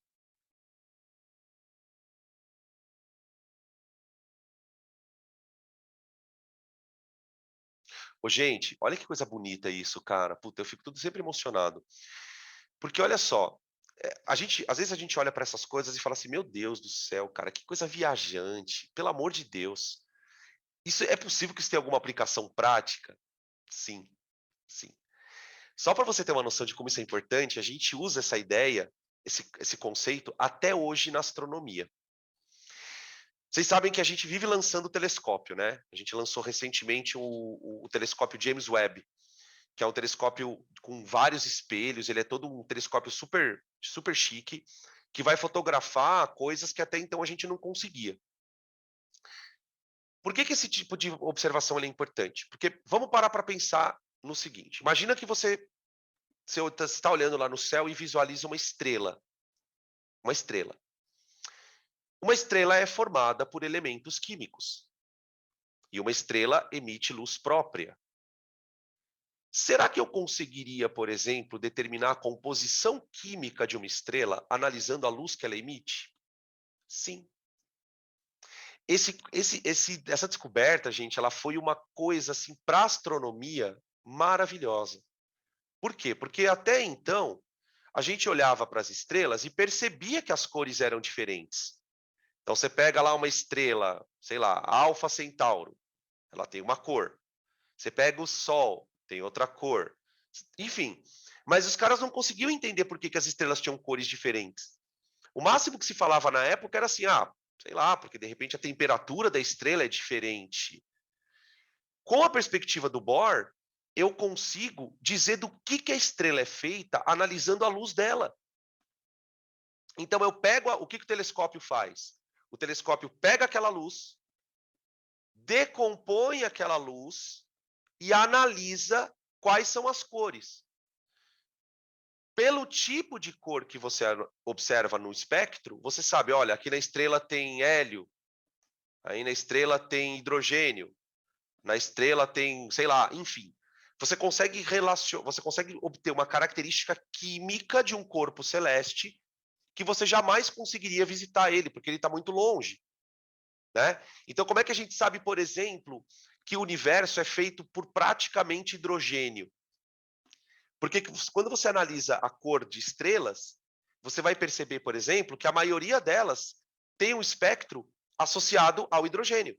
É como se você estivesse pegando hidrogênio e fazendo ele emitir luz, tá? Então, embora seja um conceito aparentemente meio bizarro, né? Ele serve até hoje para a gente poder, por exemplo, detectar composição química de planetas, de corpos celestes, enfim, tá? Beleza? De coisas que emitem luz. Importante o Professor, seguinte, né? Só uma coisa, rapidão. Para eu usar isso para determinar a composição química do planeta, do corpo, ele precisa emitir a luz própria, tá? Por exemplo, se eu apontar o telescópio para a luz que eu vou enxergar não é da Lua. A luz que eu vou enxergar é do Sol. Percebem isso? Então, o corpo ele precisa ter luz própria. Se o corpo tiver luz própria, ou seja, se for uma estrela, eu consigo pegar essa luz e ver do que ela é feita, tá bom? Alguém tinha me chamado aí, pode falar. Desculpa interromper. para olhar a cor fora das estrelas, dos astros, tem que ser fora da atmosfera, né? Uhum. Aqui na Terra você não consegue fazer isso porque a atmosfera bloqueia muito a passagem de luz. Por isso que os telescópios eles são lançados lá fora, né? O próprio Hubble, o telescópio que foi lançado há muito tempo atrás, o James Webb, porque aí você não tem a barreira da atmosfera, né? A atmosfera ela bloqueia muita coisa. Então a ideia é que você use um telescópio que fique orbitando em torno da Terra ou um telescópio que vai viajar por aí afora e ele vai capturando a luz. Por quê? Porque o espaço é feito bastante de vácuo, né? Tá? Beleza? Tudo bem? Então, o que a gente vai começar a fazer agora? A gente vai começar a trazer a explicação de Bohr para por que isso acontece, tá? Por que isso acontece? Então, vamos lá. Espera aí. Aqui. A gente vai ler juntos e depois a gente vai desenhar o átomo para poder entender um pouquinho, tá? Então, vamos lá. Primeira coisa que o Bohr tinha que resolver. Aquela história do elétron não cair no núcleo, certo? Então o Bohr ele vai trazer uma concepção totalmente nova, que é o que a gente vai chamar a partir de agora, né, de níveis de energia. Níveis de energia. O que ele vai basicamente defender? Ele vai defender a ideia de que cada elétron tem uma energia. Cada elétron tem uma energia. E essa energia, ela vai depender da posição do elétron. Então, se o elétron está mais próximo do núcleo ou mais distante do núcleo, ele terá uma energia diferente, tá? Então, a partir de hoje, a gente vai trazer a ideia de nível de energia. Ah, professor, mas espera aí. O Rutherford não falou disso? Não. O Rutherford ele diz que os elétrons estavam dispersos ao redor do núcleo. Ele não conseguia precisar que cada elétron teria uma posição específica. Ele acreditava que os elétrons foram. Ele até usou o seguinte termo, né, só para a gente entender melhor. Ele não falava que ele não falava muito eletrosfera, ele falava nuvem eletrônica difusa. Ou seja, para o Rutherford, os elétrons estão meio que jogados ali. O Bohr vai vir com a ideia de que não. O elétron ele tem uma posição bem especial. E por que ele chama isso de nível de energia? Porque ele vai dizer que para o elétron estar ali, ele tem que ter uma energia. Então, se o elétron está mais próximo do núcleo, ele tem uma energia X. Se o elétron está mais longe do núcleo, ele tem uma energia Y. Então, ele vai vincular a energia de um elétron à sua posição, ok? Vai captando aí. Energia associada à posição. Segunda coisa. O elétron não pode ter energia zero. O elétron não pode ter energia zero. Aí você pergunta para mim assim, Dan, mas em que condições o elétron teria energia zero? Se ele estivesse preso ao núcleo. Depois eu vou explicar para vocês por que isso é assim, tá? Então ele vai dizer, olha, o elétron nunca vai cair no núcleo por uma razão muito simples, ele nunca vai ter energia zero. E aqui ele usa uma ideia, gente, que até certo ponto ela é meio intuitiva. Toda partícula tem energia. Não importa se a partícula é grande, se a partícula é pequena. O simples fato de uma partícula existir fará com que ela tenha energia. Então, a coisa era meio assim, olha, se o elétron estivesse parado no núcleo, ele deveria ter energia zero. Como o elétron não tem energia zero, ele nunca vai cair no núcleo. Percebam que nesse ponto aqui, ele não está explicando por que isso é assim, tá? Vai aqui um parênteses muito significativo. O próprio Bohr não sabia direito se isso era verdade. Tem cartas dele, ele era muito amigo do Einstein, né? Inclusive, eles eram amigos barra desafetos. Não desafetos no sentido de brigar mesmo, mas o Einstein ele tinha uma dificuldade enorme de aceitar a mecânica quântica. Ele não aceitava, ele achava que isso era um absurdo. Ele achava que tudo tem que ter uma explicação única. Você não pode usar uma coisa tão estranha para explicar o funcionamento de um átomo. Então você tem algumas cartas em que um escreve para o outro e eram batalhas mesmo, do tipo assim, pô, você está viajando. Não, você não está viajando. Então, o próprio Bohr, ele fazia uma série de ressalvas na própria teoria dele. Tá? E depois vocês vão perceber que a teoria dele foi logo descartada. Mas, enfim. Então, o elétron tem uma energia que está... Guarda o seguinte, o elétron tem uma energia que está vinculada à sua posição no átomo. Tá bom? Guarda essa informação. Não pode ter energia zero. Tudo bem. Em cada camada, o elétron possui uma energia constante. Outra informação importante. Opa, perdão. Ó, vamos dar um marca-texto aqui em coisas importantes. Ó. Elétrons ocupam níveis de energia. Então, elétrons ocupam níveis de energia. O elétron não pode ter energia zero. Portanto, não pode estar no núcleo. E a energia do elétron é constante. Então, eu não sei se vocês conseguem assimilar essas três informações de uma forma única, que é a seguinte. O elétron está travado na eletrosfera. Veja por quê. A posição dele tem a ver com a sua energia, certo? Mas a energia não pode ser zero, então ele não pode estar no núcleo. E também a energia é constante. Ou seja, o elétron está preso numa órbita. Quando ele associa a órbita a uma energia, o que ele está dizendo nas entrelinhas é o elétron está preso. A gente pode até ficar aqui tentando discutir por que ele está preso. Mas o fato é, ele está preso. Tá? Outra coisa importante que a gente pode citar, já é vamos dizer assim, o embrião do diagrama de Pauling. O embrião do diagrama de Pauling. Olha o que ele fala aqui, ó. Quanto mais próximo do núcleo, menor a energia do elétron. Então, os elétrons que estão próximos do núcleo estão quase com energia zero. Quase com energia zero.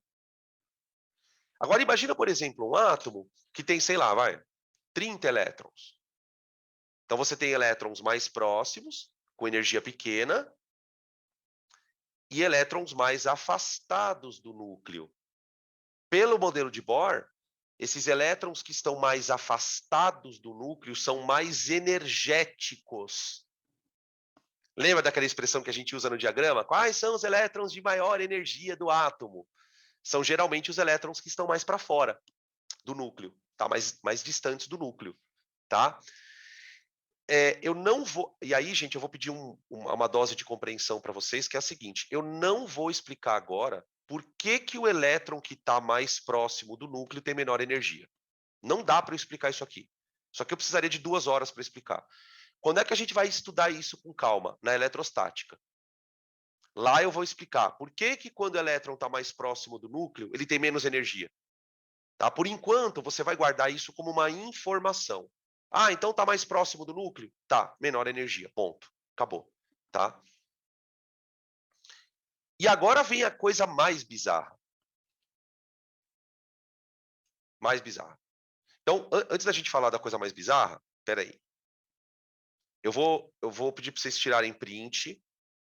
Eu quero fazer um desenho. Quero fazer um desenho. Vamos lá. Primeiro eu vou colocar aqui no papel o que a gente já viu.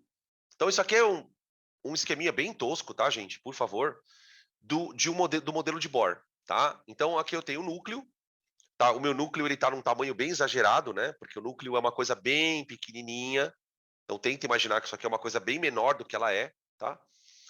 E nós vamos imaginar que cada linha tracejada é a órbita de um elétron. Então aqui eu vou desenhar, ó. Aqui, peraí. Vamos colocar aqui. Aqui uma bolotinha amarela, aqui uma outra bolotinha e uma outra bolotinha, tá? Cada bolotinha dessa é um elétron. Então aqui eu vou chamar de E1. Aqui eu vou chamar de E2. E aqui eu vou chamar de E3. Tá? Então eu vou escrever aqui, ó, E1, E2 e E3 são órbitas energéticas.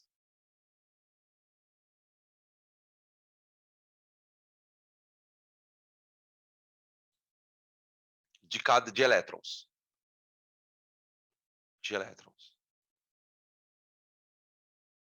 Pronto. Tá.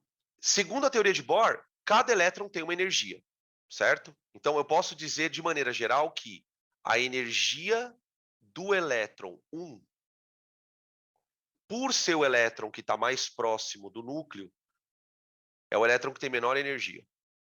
Então a energia dele é menor do que a do segundo elétron, que por sua vez é menor do que a do terceiro elétron. Tá aí.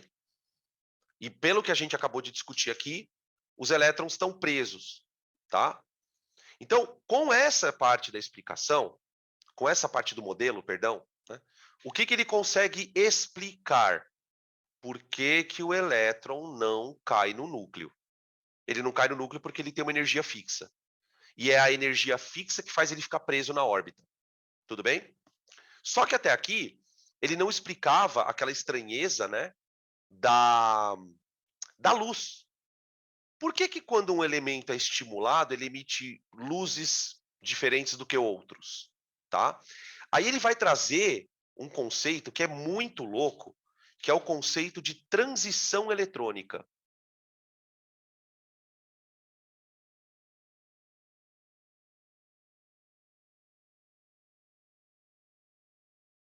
Esse é o conceito mais louco da teoria.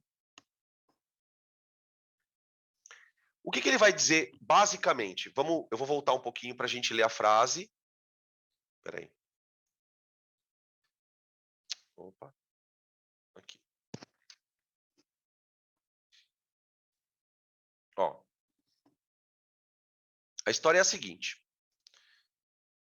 Ele vai dizer que o elétron, apesar de estar preso numa camada eletrônica ou num nível de energia, esse elétron ele pode sofrer mudanças temporárias de órbita. Essas mudanças temporárias de órbitas vão se chamar transição eletrônica, tá? E como é que você faria para fazer um elétron mudar de órbita? Simples. Muda a energia dele. Muda a energia. O que faz o elétron estar numa determinada órbita? Não é a energia dele? Então, qual era o raciocínio do Bohr? Eu posso excitar um elétron, dando energia para ele, e no momento em que ele receber essa energia, ele se verá obrigado a mudar de órbita. Afinal de contas, a órbita está vinculada à energia. Então, olha o que ele diz.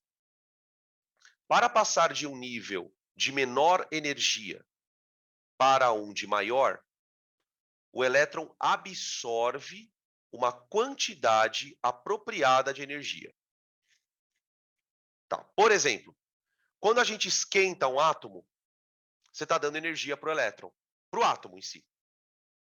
Essa energia pode ser usada por o elétron para mudar de órbita. Aí olha o que ele continua dizendo. Ao fazer o caminho inverso, como assim o caminho inverso, prof? Ele absorve energia e excita. Quando ele excita, ele pula de órbita. Puf! Só que esse pulo, ele é transitório. O elétron ele vai para uma órbita de maior energia, mas a tendência dele é voltar para a órbita de origem. Por isso que ele usa o termo transição. Ele vai e volta. Então, olha o que ele diz. Ao fazer o caminho inverso, do nível de maior para o de menor energia, ele libera a energia antes absorvida.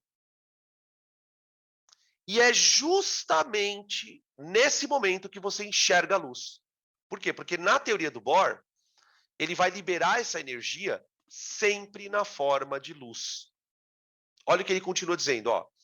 A quantidade que é absorvida ou liberada por um elétron, ela corresponde exatamente à diferença entre níveis. Depois eu vou mostrar para vocês um exemplo, tá? Então a coisa funcionaria assim, ó. Deixa eu voltar para vocês aqui, ó. Aqui, opa. Vamos imaginar a seguinte situação.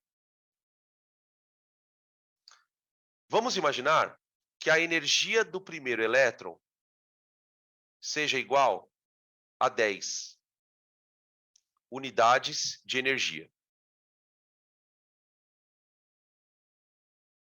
Estou usando um valor hipotético aqui, tá? A energia do elétron 2 vale a 12 unidades de energia.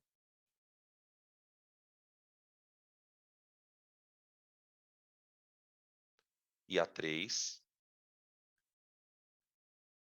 vale 16 unidades de energia.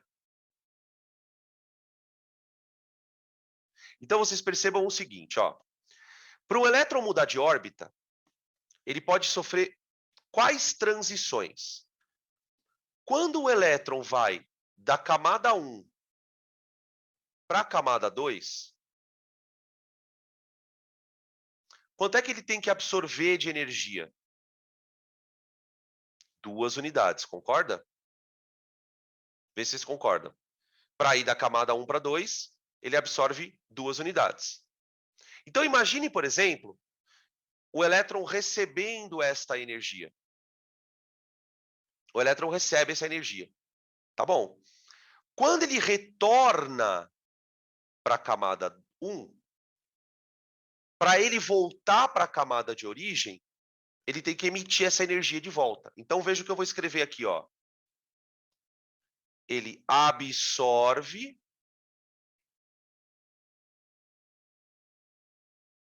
e depois libera.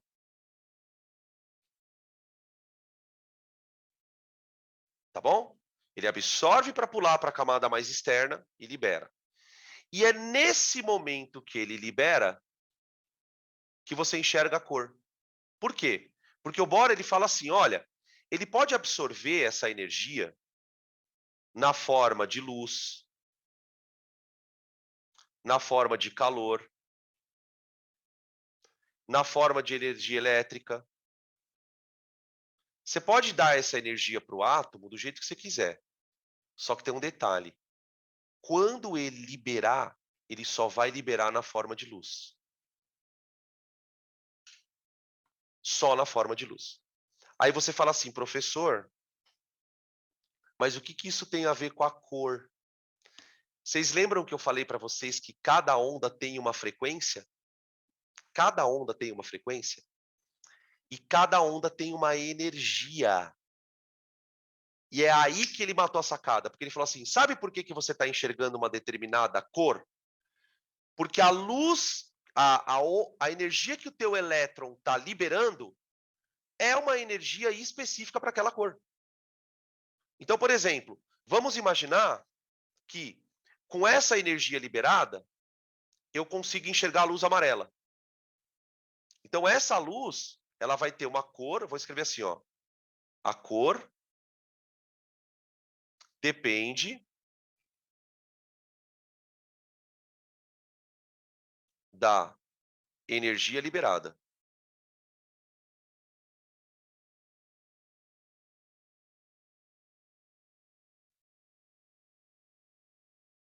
Agora deixa eu contar um segredo para vocês.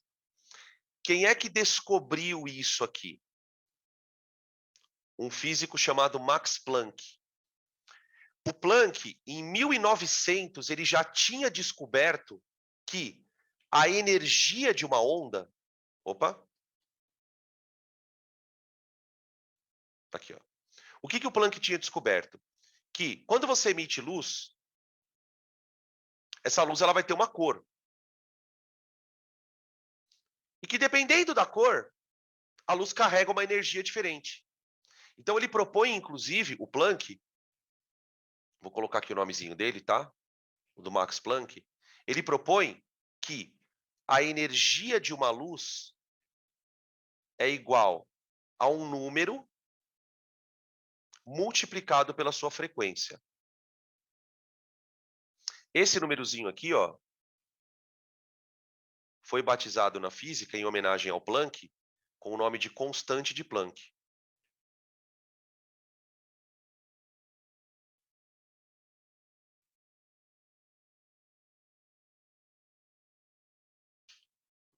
Tá?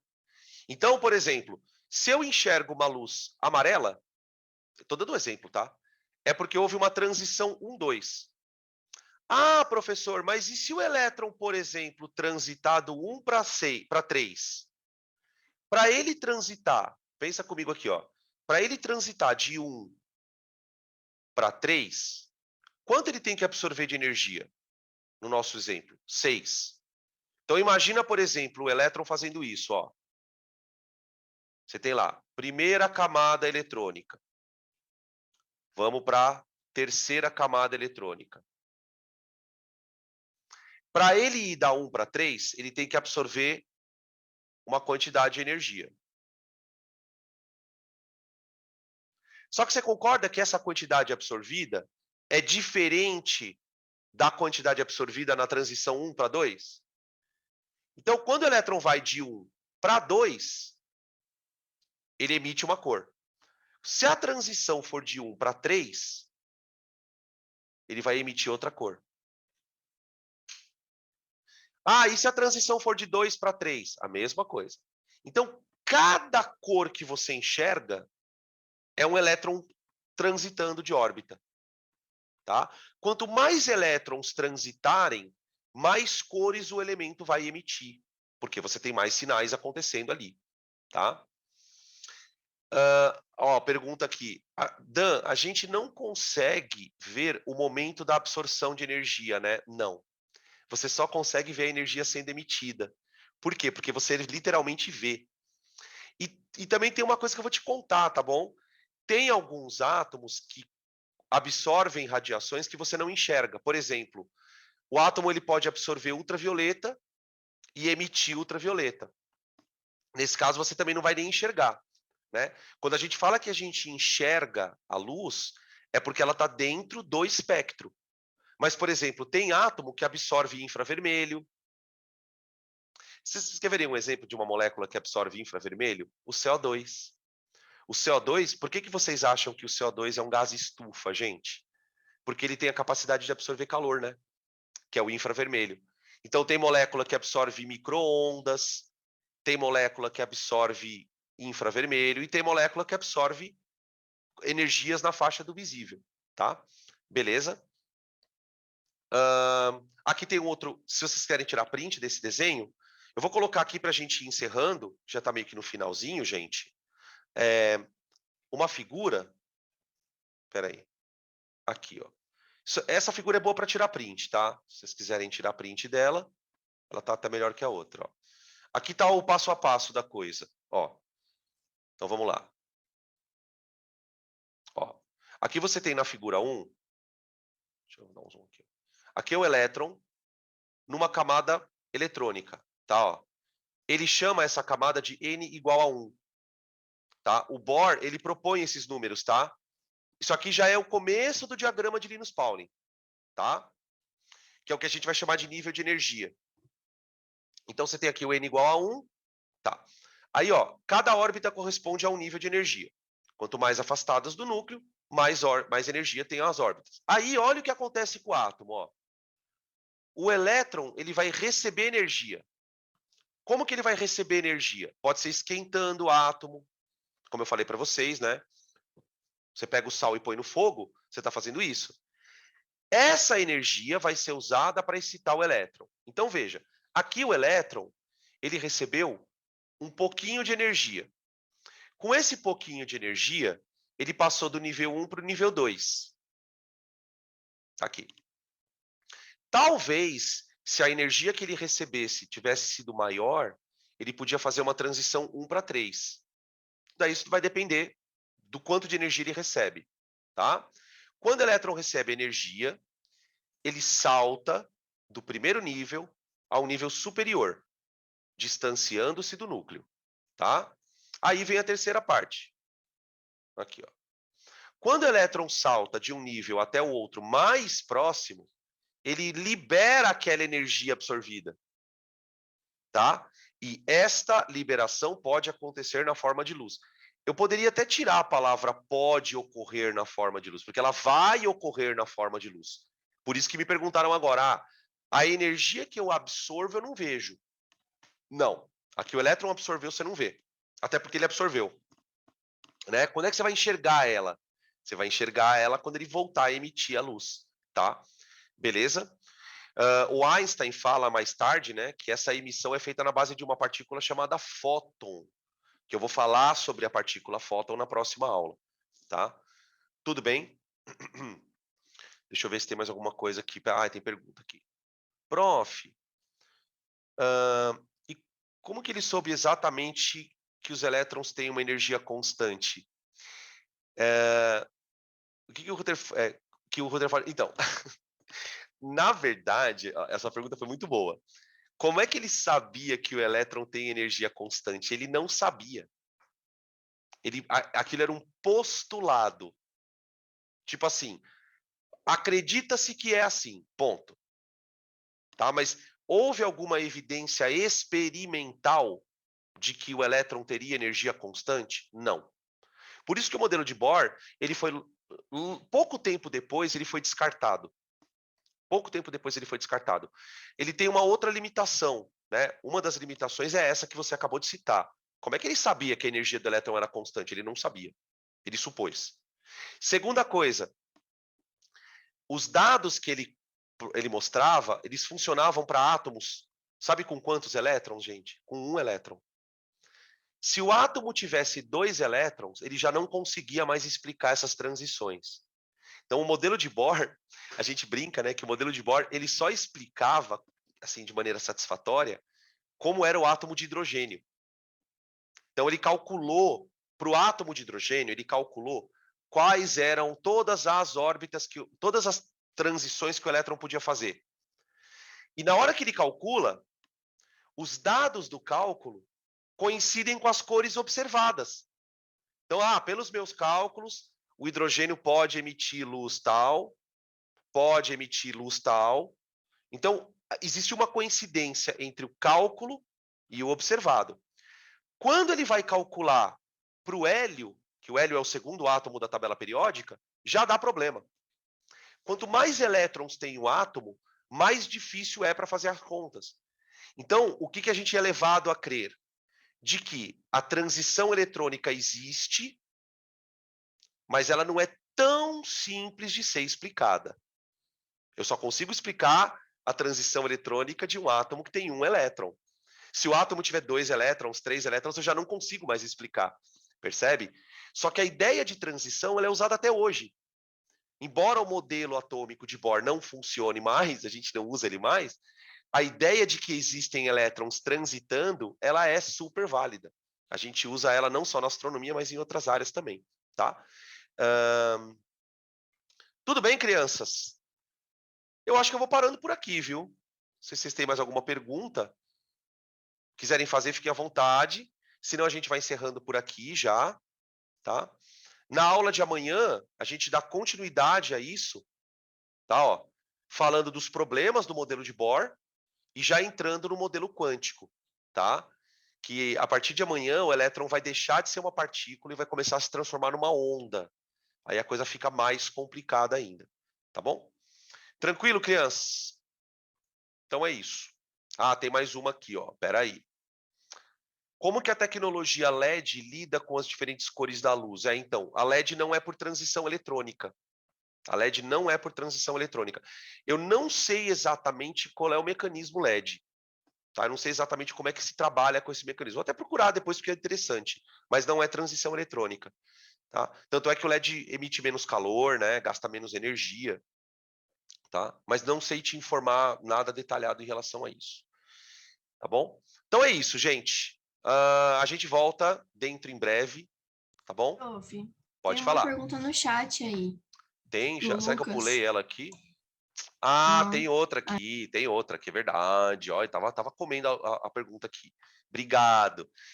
Prof, o sentido da transição é sempre do elétron que está mais perto do núcleo para o que está mais longe? Perfeito. Porque o que acontece, né, em cima da tua pergunta? Lembra que ele fala que o elétron não pode cair no núcleo? Por que essa informação é importante? Porque se o elétron não pode cair no núcleo, quer dizer que ele não pode perder energia sozinho. Do nada. Então, se você quer tirar um elétron do lugar, você, que é um agente externo, tem que excitar o elétron. Então, ele está quietinho na dele ali. Você dá energia, ele pula para fora. E depois volta para dentro. Sempre nesse sentido. Pula para fora e volta para dentro. Tá bom? E aí eu vou emendar mais uma coisa na tua pergunta, porque eu acho isso fantástico. Olha o que a gente está dizendo. Que se eu excito o elétron, ele pula para fora. Mas depois ele volta para dentro. Deve existir uma situação em que eu dou tanta energia para o elétron que ele pula para fora do átomo e não volta mais. Vou repetir. Deve existir uma situação em que eu dou tanta energia para o elétron que ele é jogado para fora do átomo e não volta mais. Essa energia tem nome. Alguém sabe o nome? Só para a gente encerrar a aula. Eu dou a energia para o elétron, mas a energia é tão alta que o elétron pula do átomo para fora do átomo e não volta. Não tem como ele transitar para voltar. Essa energia tem um nome. Qual? Aí, ó, mataram. Energia de ionização. Exatamente. Que a gente vai discutir na parte de tabela periódica. Tá bom? Certo? Agora foi, hein? Vê se tem mais alguma perguntinha aí, vai.